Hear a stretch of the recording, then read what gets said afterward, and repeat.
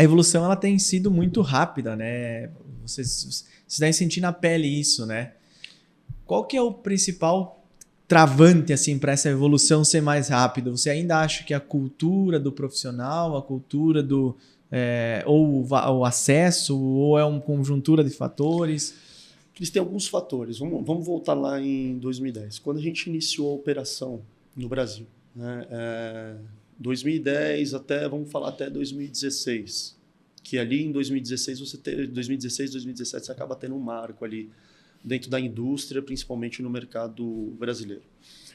2010, quando você inicia a operação aqui no Brasil, você tinha um público que era um público-alvo, até por questões econômicas, financeiras, para você fazer a aquisição de um equipamento como o CAD/CAM, era extremamente difícil, né? Era pouco acessível financeiramente falando. Então você tinha um público-alvo que era um público-alvo de profissionais onde detém um poder aquisitivo maior, tem um poder de conhecimento, de pesquisa de conhecimento maior, né, do que a maior parte da classe de odontologia, e você acaba ficando extremamente nichado. Então era um público voltado e uma fatia do mercado que era uma fatia muito pequena.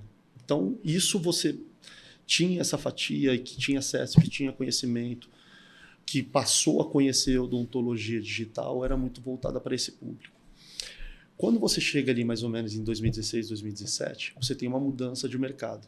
Muitos players acabam entrando dentro do mercado, né? E aí você acaba vendo vários nomes, a indústria cresceu muito, e isso faz com que o acesso não só à informação, mas aos equipamentos e à odontologia digital se torne cada vez mais palpável.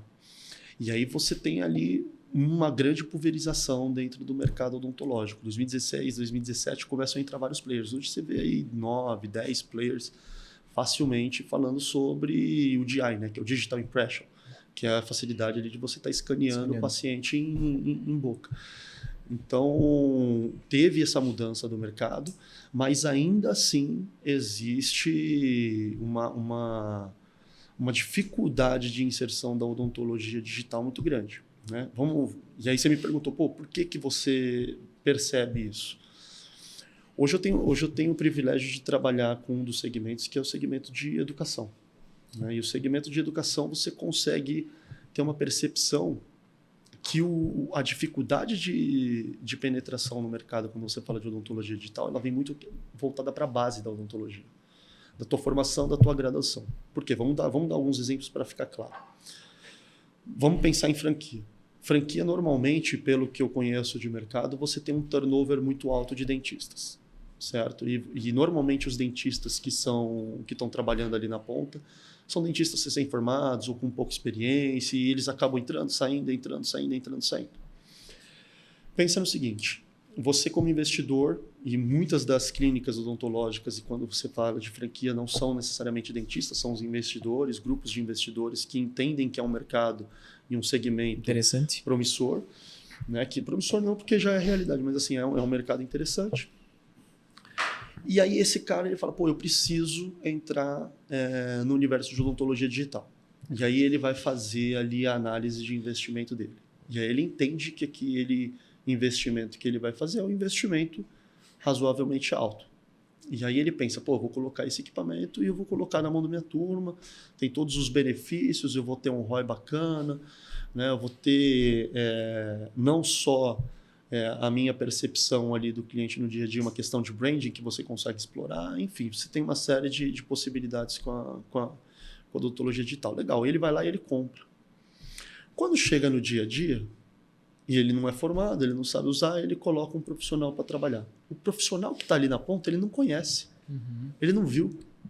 Ele saiu, ele estudou durante 5 anos, passou ali a graduação dele todinha, e dentro da grade curricular dele, nunca ele ouviu falar sobre odontologia digital. Ele nunca teve contato com esse universo que hoje é cada vez mais falado, cada vez mais disseminado, e quando ele sai da graduação e ele se dá no mercado de trabalho, ele começa a se deparar com aquilo. Ele fala, como é que eu vou usar isso? Ele não se sente confortável. E eu acho que um grande calcanhar daqueles é que o próprio os próprios docentes ali, os professores que estão lá dando aula na graduação, Também eles não são. tiveram essa experiência. E Então, você acaba criando uma resistência. eles ao acabam novo. não incentivando ali o aluno, no caso, a ir Exatamente. por esse Então, caminho. assim, a pior barreira que a gente tem hoje para entrar e para ser um difusor mesmo é a base, é a graduação. Porque pensa no seguinte, vamos fazer uma analogia aqui. Você chega numa concessionária, você não pede para a concessionária ali para a indústria te ensinar a dirigir, você chegou ali para escolher seu carro. Você escolhe teu carro, você vê a cor do banco, você vê se ele é hidráulico, se ele não é. Já aprendeu em casa a dirigir, né? E você sai e dirige. A odontologia, ela não é assim. Então, o que acontece? Aí eu chego lá.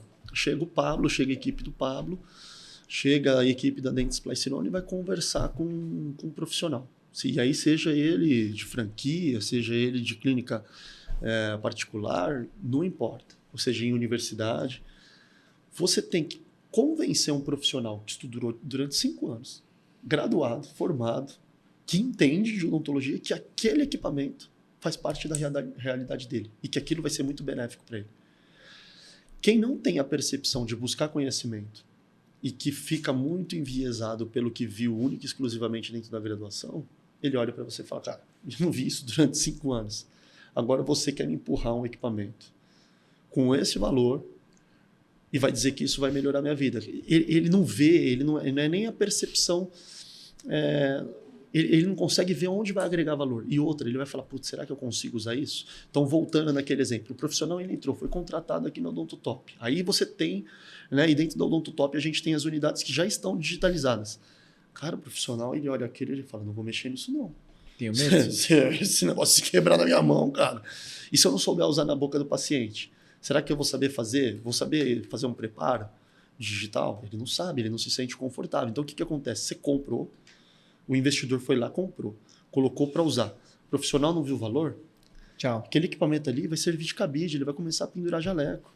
E parece que não, mas assim, eu já conversei com diversas franquias e você vê que essa é a realidade, é triste. Porque você fala, pô, você tem todo um percurso, né, de convencimento, de capacitação, de dedicação ali, porque tudo na vida você tem uma curva de aprendizado, então você tem aquela curva de aprendizado, começou a trabalhar e entendeu, porra, esse negócio é muito bom, não posso ficar sem. Aí você troca.